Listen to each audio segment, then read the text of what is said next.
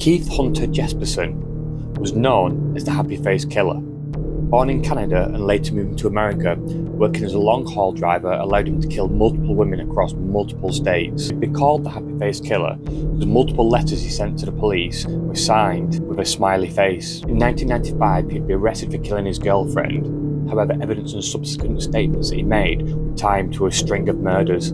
In 1955, Keith Jesperson was born in British Columbia, Canada. He would later become a US resident.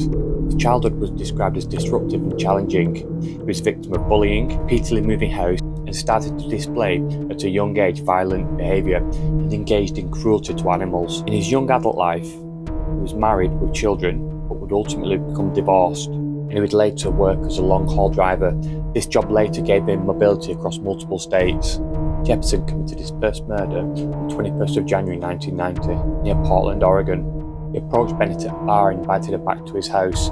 He'd later gone to strangle her and dump her body. Two innocent people were suspected of this murder, Laverne Pavelnak and her abusive boyfriend. Jesperson, because he was not getting any media attention, drew a smiley face on a bathroom wall hundreds of miles away from the scene, confessing to the killing. He was going to kill another 8 women between 1990 and 1995.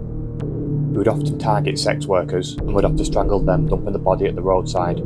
During this murderous spree, there were numerous happy-faced letters sent to the police and media, confessing to and taunting the authorities with the smiley face. In March 1995, he was arrested for killing his girlfriend, Julie Ann Willingham. The statements that he would make and ultimately evidence that was found started to point that he committed more murders, including that of his first victim, which resulted in the overturning of the original decision for 2 innocent people incarcerated. Jesperson continued to be manipulative once he was in custody and tried to commit suicide on 2 occasions to get a more lenient sentence. He was known to have committed murders in Florida, Wyoming, Nebraska, Washington and California. He would ultimately receive 4 life sentences for his crimes.